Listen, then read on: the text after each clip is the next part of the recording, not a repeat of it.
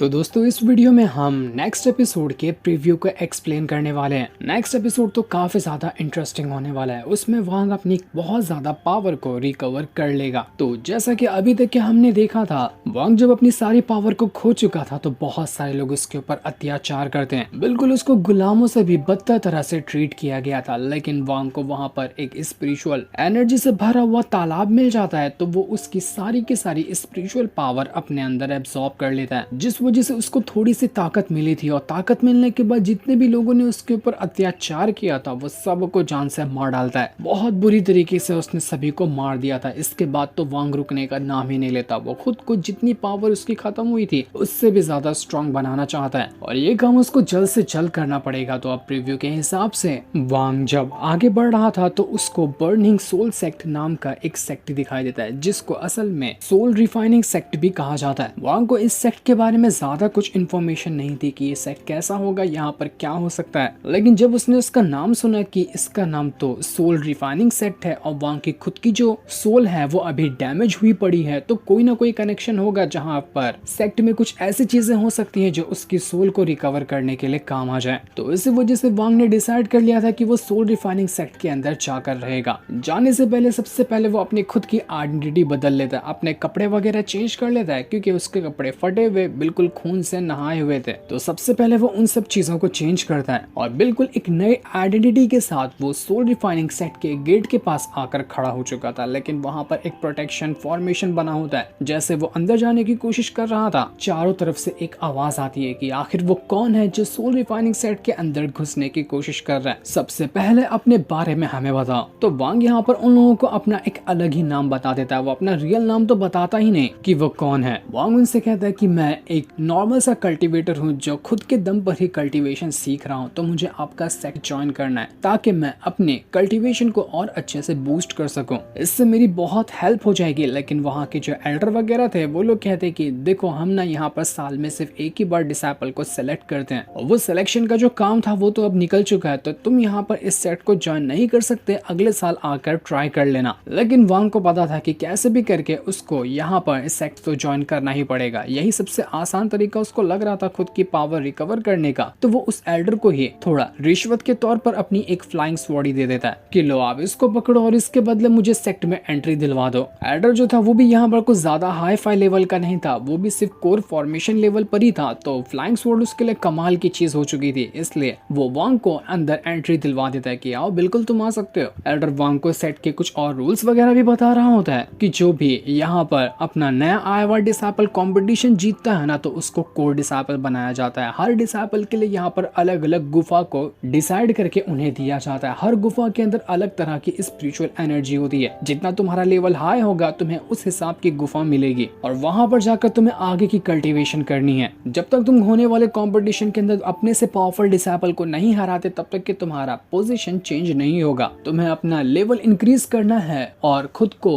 Powerful की category में डालना है, तो पहले खुद से पावरफुल बंदों को हराना पड़ेगा। तो वांग इस चीज के लिए पूरी तरह से मान चुका था। उसको जो गुफा मिलती है वो वहीं पर जाकर अपना कल्टीवेशन स्टार्ट कर देता है। सेट के अंदर गुफा की एक चेन बनी हुई थी और सारी जो गुफा के अंदर पावर जाती थी वो किसी तरह के स्पिरिचुअल रूट की मदद से जाया करती थी। वही स्पिरिचुअल रूट था जो हर गुफा को स्पिरिचुअल एनर्जी प्रोवाइड किया करता था। तो जहाँ वांग जाता है वो तो वहाँ की सारी एनर्जी को खत्म कर देता है, वो भी कुछ ही टाइम के अंदर। अब उसको दूसरी गुफा चाहिए थी अपनी कल्टीवेशन को आगे बढ़ाने के लिए, तो वो फिर से एल्डर वगैरह से बात करने के लिए जाता है कि मेरी गुफा अब वहां पर स्पिरिचुअल ऑरा प्रोवाइड नहीं कर रही, तो मुझे उससे भी अच्छी गुफा चाहिए। लेकिन रूल वही था कि वांग को पावरफुल को हराना है, उसके बाद ही उसको अच्छी वाली गुफा मिलेगी, तो वो लोग जाने नहीं देते। लेकिन वो सारे एल्डर ये चीज देखकर हैरान थे कि ये मामूली सा कल्टीवेटर जिसका कोई पास्ट तो इसने बताया नहीं, ये इतनी जल्दी अपनी कल्टीवेशन में ब्रेक थ्रू कैसे हासिल कर रहा है। इसकी कल्टीवेशन मानो कि रॉकेट पे सवार है, इतनी फास्ट इसकी कल्टीवेशन बढ़ रही है, कहीं ये कुछ गड़बड़ी तो नहीं कर रहा। तो एल्डर उसको सबसे पहले दूसरी गुफा तो प्रोवाइड कर देता है जहाँ पर ज्यादा स्पिरिचुअल एनर्जी है। लेकिन एक बंदा रात में आकर वांग के ऊपर नजर रखने लग गया था ताकि देख सके कि आखिर ये करता क्या है। लेकिन इस चीज के बारे में वांग को पता चल जाता है, वो इस चीज से भड़क चुका था। तो जो बंदा उसके ऊपर नजर रखने के लिए आया होता है वो उसी को अपनी पावर का इस्तेमाल करते हुए पकड़ लेता है। जिस चीज को देखकर तो वो बंदे की फटकर हाथ में आ गई थी। वो समझ चुका था कि ये वांग जितना बताता है उतना कमजोर है नहीं, ये बहुत ज्यादा खतरनाक बंदा है। लेकिन वांग उसको मारता है या नहीं मारता ये तो प्रीव्यू में नहीं दिखाया गया, लेकिन प्रीव्यू के हिसाब से वांग जब यहाँ पर कल्टीवेशन कर रहा था तो जो स्पिरिचुअल रूट पूरे के पूरे गुफा की चेन को स्पिरिचुअल ऑरा प्रोवाइड करती है, वो पूरी स्पिरिचुअल रूट की ही ऑरा को वो खुद के अंदर एब्जॉर्ब कर लेता है। पूरे सेक्ट में हड़कंप मच गया था कि ऐसा कौन सा बंदा है जो सारे के सारे ऑरा को खुद में समेट लिया। और जब इतना ऑरा वांग को मिला था तो वो फटाफट से अपनी कल्टीवेशन को कितना ही ज्यादा बूस्ट करते हुए कोर फॉर्मेशन के भी पीक लेवल तक पहुंच जाता है। उसके बाद तो सिर्फ बाकी था नेट सेंस सोल लेवल और उसके बाद था ट्रांसफॉर्मेशन ऑफ गॉड लेवल, जो कि बस थोड़ा सा ही बाकी रह गया था। इतनी फास्ट यहाँ पर वांग की कल्टीवेशन में ब्रेक थ्रू होते जा रहा था क्योंकि बस उसको स्पिरिचुअल एनर्जी चाहिए थी, जितनी मिलेगी वो उतनी फास्ट ब्रेक थ्रू करता जाएगा। और वो जितना फास्ट ब्रेक थ्रू करता था उतना ही फास्ट तरह से युआन फेंग का आर्टिस्टिक कंसेप्शन और सुन टाई का जो सील था वो दोनों की पावर खत्म होने लग जाती है। वांग तो यहाँ पर बिजी था खुद की पावर को बढ़ाने के लिए, लेकिन लियोमी जो थी उसको जो सुसाकू लॉर्ड ने जेड दिया था वो असल में इस तरह का जेड था कि जहाँ पर भी वांग जाएगा और उसकी जो स्पिरिचुअल ऑरा होगी वो बिल्कुल जेड अपने अंदर अट्रैक्ट कर लेगा और वो बिल्कुल परफेक्ट लोकेशन बताएगा लियोमी को कि असल में वांग है कहाँ पर। तो लियोमी जब आगे बढ़ रही थी तो सोल रिफाइनिंग सेट के पास आते ही उसका जेड चमकने लग जाता है, जिससे लियोमी को पता चल चुका था कि करीब 50 मीटर के अंदर ही है, लेकिन यहीं आसपास कहीं वांग होगा। लेकिन मेरे सामने तो सोल रिफाइनिंग सेक्ट है, लेकिन वांग यहाँ पर आने के बाद करना क्या चाहता है, वो आखिर सोल रिफाइनिंग सेक्ट में क्यों आया, उसका यहाँ पर आना ये बात तो कोई सेंस नहीं बनाती। लेकिन कुछ भी क्यों ना हो, मुझे तो बस वांग के ऊपर नजर रखना है, मैं देखना चाहती हूँ कि वो करना क्या चाह रहा है। तो वहीं जायंट डीमन क्लान का जो एंसेस्टर था वो वांग की जो इमॉर्टल स्वॉर्ड थी उसको तो लेकर भाग चुका था और वो बड़ी खुशी से अपने जायंट डीमन क्लान के अंदर आने के बाद उस स्वॉर्ड के अंदर से सोल को बाहर निकालने की कोशिश करता। वो उससे कह रहा था कि आज से तू मेरा गुलाम बनेगा और जो मैं कहूंगा तुझे वो करना पड़ेगा, तो बता कि आखिर तू मेरी बात मानेगा या नहीं मानेगा। वो अपनी पावर का इस्तेमाल करते हुए उस सोल को जकड़ लेता है और पूरे फॉर्मेशन के अंदर उसने उसको कैद कर दिया था, जिस वजह से उस सोल की हालत खराब होने लग जाती है। सोल को पता था कि अगर वो यहाँ पर कुछ नाटक करता है तो